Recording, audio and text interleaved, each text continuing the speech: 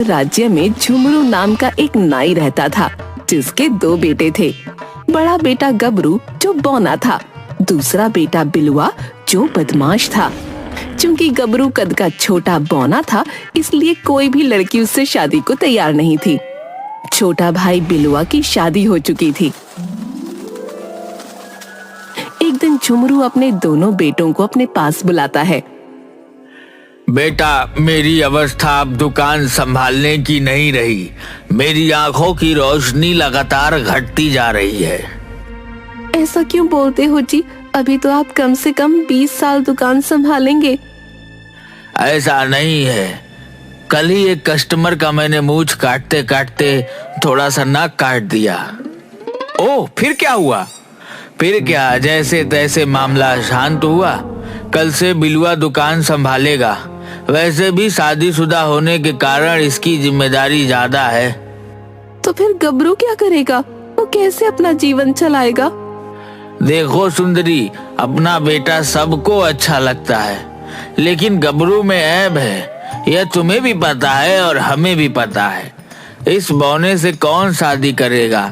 दूसरी बात, यह सर्कस में जोकर बनकर कमा सकता है। क्या बोलते हो जी? दुनिया का पहला बाप देख रही हूँ जो अपने बेटे को सर्कस में जाकर जोकर बनने के लिए बोल रहा है। माँ, बौना को बौना नहीं कहोगी तो क्या कहोगी? पिताजी ने इसके लिए सबसे अच्छा धंधा चुना है। दूसरे दिन से बिलुआ अपने पिताजी की दुकान पर जाकर बाल काटने का काम करने लगता है। 1-2 महीने दुकान चला लेने के बाद एक दिन बिलुआ गबरू से बोलता है। देख गबरू, हमारे दुकान में एक ही आदमी का काम है और तू इतना छोटा है कि किसी का बाल भी ठीक से काट नहीं सकता। तूने अपने बारे में क्या सोचा है? क्या करूं भाई, भगवान ने मुझे ऐसा बनाकर भेजा है कि कहीं भी काम मांगने जाता हूं तो सब हंसकर यही बोलते हैं कि तुमसे काम क्या होगा। वह सब मैं नहीं जानता। तुम अपना कहीं और ठौर ठिकाना देख लो। बिलुआ बेटा, भाई से ऐसे नहीं बोलते। जितना तुम्हारा हक दुकान पर है, उतना गबरू का भी है। देखो माँ, जब पिताजी ने वह दुकान मेरे नाम कर दिया तो फिर तुम लोगों का उसमें कोई हक नहीं बनता। और हाँ, ये बात मैं सिर्फ गबरू के लिए नहीं, तुम दोनों के लिए भी कह रहा हूँ। क्या कहा? तुम्हारा मतलब क्या है? जरा साफ साफ बताना। तो साफ साफ सुन लो पिताजी, मेरे परिवार में एक नया सदस्य आने वाला है और मैं नहीं चाहता कि वह हमारे तरह गरीबी में पले बढ़े। तो क्या इसके लिए तुम हम लोगों को घर से बाहर निकाल दोगे? बेहतर होगा कि मेरे निकालने से पहले आप लोग खुद यहाँ से निकल जाओ। नीच कमीने, क्या इसीलिए मैंने तुझे पाल पोस कर बड़ा किया था? पिताजी, यह मत भूलिए कि आज मेरे ही टुकड़े पर आप लोग पल रहे हैं और मैं भी बड़ा हो गया हूँ। मेरे भी हाथ उठ सकती है। क्या कहा? अपने पिताजी पर तुम हाथ उठाओगे? लेकिन मेरी कोई सुनता कहाँ है? जाने दो सुंदरी, यह सब ऊपर वाले की लीला है। अपने नसीब में बुढ़ापे में ही घर से बाहर निकलना था। कल सुबह ही हम लोग इस घर से निकल जाएंगे। सुबह में झुमरू, सुंदरी और गबरू तीनों बिलुआ का घर छोड़कर चले जाते हैं।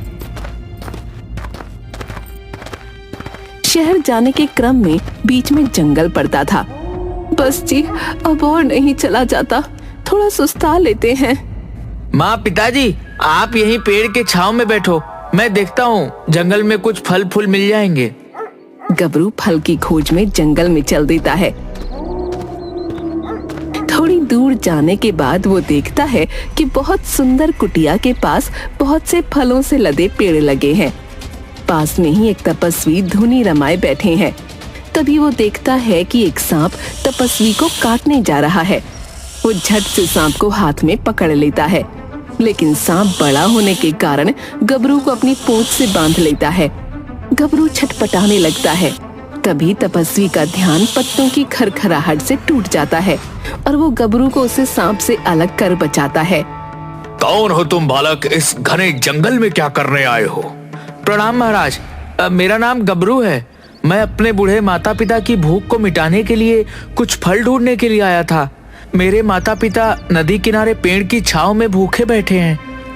बालक, मैं तपस्वी देवराज तुम्हारी माता पिता के प्रति आदर भाव और मुझे बचाने के लिए अपनी जान की बाजी लगा देने की तुम्हारे साहस से बहुत प्रसन्न हुआ हूं।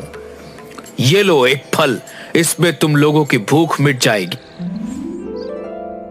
जी महाराज, मैं इसे अभी माँ पिताजी को जाकर खिला देता हूँ। परंतु मुझे यह समझ में नहीं आ रहा कि तुम अपने माता पिता के साथ जंगल में क्यों भटक रहे हो।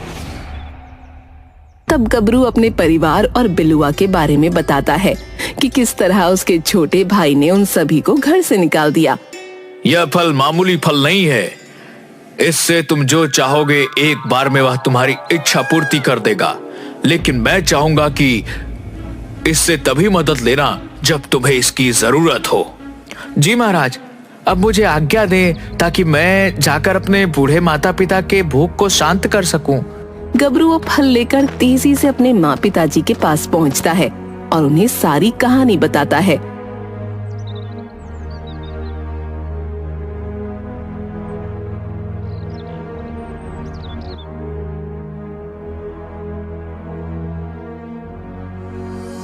फिर वो लोग फल से अपने लिए स्वादिष्ट खाने की इच्छा जाहिर करते हैं और उसी खाने को खाकर नगर की ओर निकल जाते हैं। नगर में एक ढाबे पर अरे बोने, तुझे क्या चाहिए? बहुत देर से देख रहा हूँ, टुकुर टुकुर देख रहा है। फिलहाल तो मुझे काम की सख्त जरूरत है, मुझे काम चाहिए। अबे ठीक ने, मेरा पाव भाजी का दुकान है, एक पाव के बराबर तो तू ही है। तू क्या काम करेगा मेरे यहाँ? जा कहीं और नौटंकी में शामिल हो जा।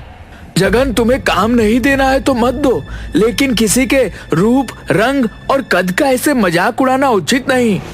अच्छा, बहुत बुरा लग रहा है तुझे? तो तुम ही अपने ढाबे में काम पर क्यों नहीं रख लेते?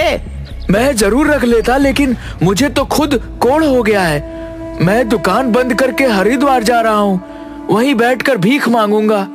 बेटा, मेरी दुकान भी पाव भाजी का सामने है,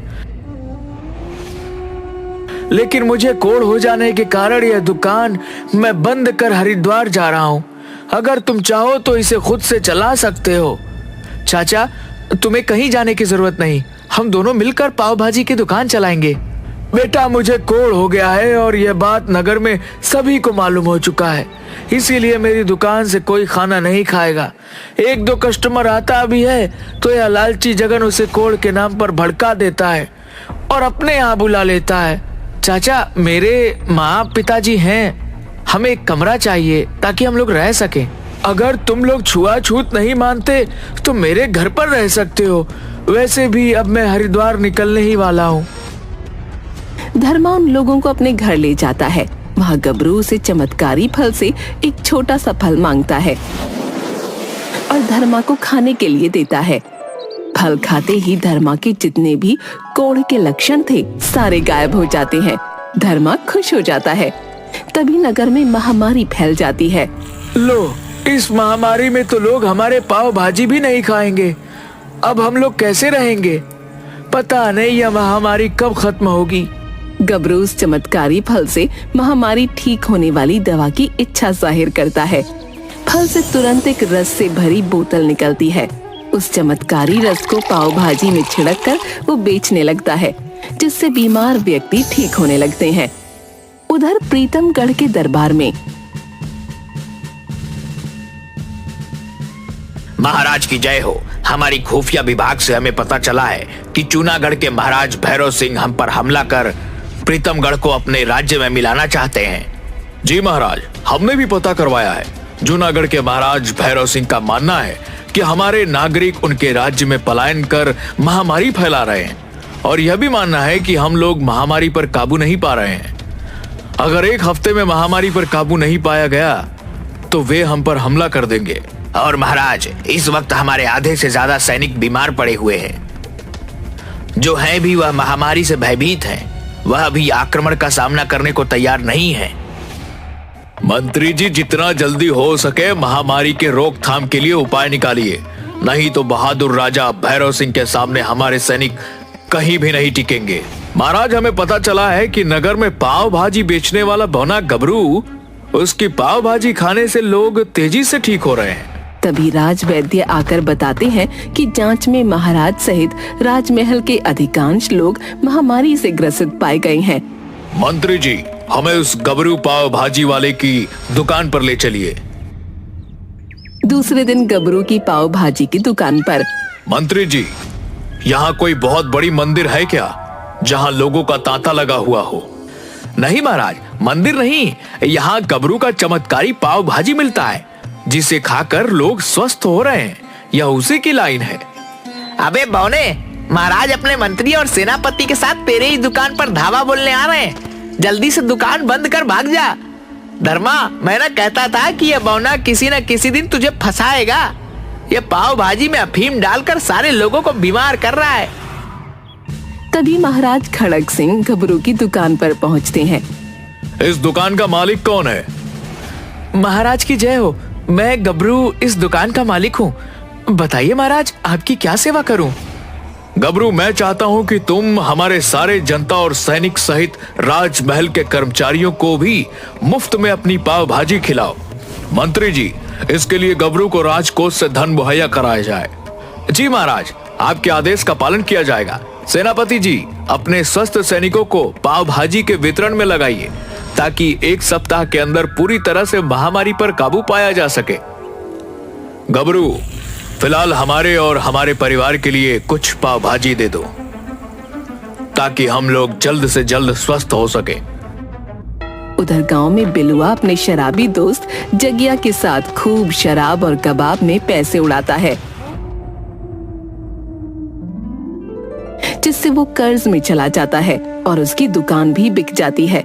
गरीबी और महामारी से तंग आकर बिलुआ शहर में मजदूरी करने आ जाता है। यहाँ वो लोगों को पाव भाजी पहुँचाने का काम करने लगता है। एक दिन, ये लड़का इधर सुनो, क्या करते हो यहाँ? जी सरकार, मैं यहाँ जरूरतमंदों को पाव भाजी खिलाता हूँ। इस इलाके में जल्द से जल्द पाव भाजी की जरूरत है। तुम तुरंत यह पर्चा लेकर पाव भाजी के दुकान पर जाओ और वहाँ के मालिक को यह पर्चा देकर 50 बैलगाड़ी पाव भाजी ले आओ।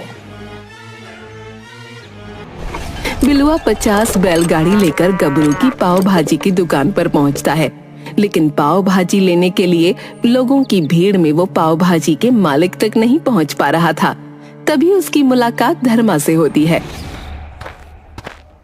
मालिक, यह पर्चा सेनापति वीरभद्र सिंह ने दिया है। 50 बैलगाड़ी पाव भाजी की तत्काल जरूरत है।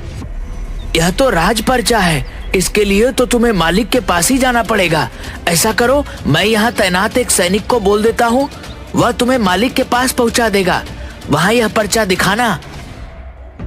सैनिक बिलुआ को लेकर गबरू के पास जाता है। अरे गबरू, तू यहाँ नौकरी करता है? देख, आज मैं अपने मेहनत की बदौलत राज कर्मचारी बन गया हूँ। यह राज पर्चा देख, तुम्हारे मालिक को दिखाकर 50 बैलगाड़ी पाव भाजी लेने आया हूँ। सेनापति वीरभद्र सिंह मुझे खुद यह पर्चा दिए हैं।